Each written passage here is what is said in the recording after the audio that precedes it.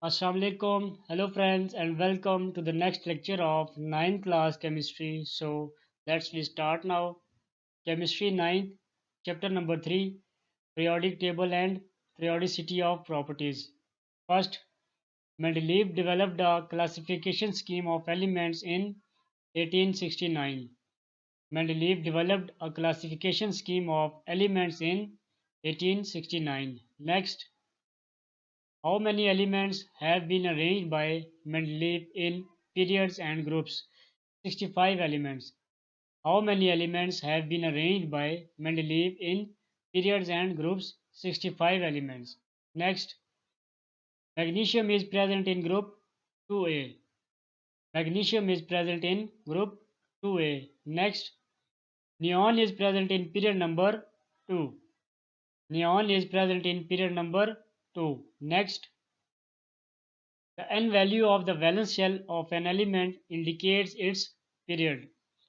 The n value of the valence shell of an element indicates its period. Next, the total number of electrons in the valence shell of an element represent its group number.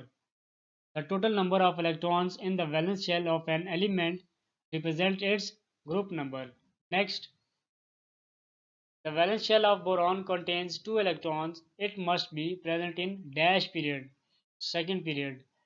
The valence shell of boron contains 2 electrons. It must be present in dash period, second period. Next, how many electrons are present in the valence shell of aluminium if its atomic number is 13? 3. How many electrons are present in the valence shell of aluminium if its atomic number is 13? 3. Next, the total number of electrons in the valence shell of magnesium is 2, so it must be present in group 2A. The total number of electrons in the valence shell of magnesium is 2, so it must be present in group 2A. Next, an element with electronic configuration 1s2, 2s2 is placed in the group 2A. An element with electronic configuration 1s2, 2s2 is placed in the group 2A.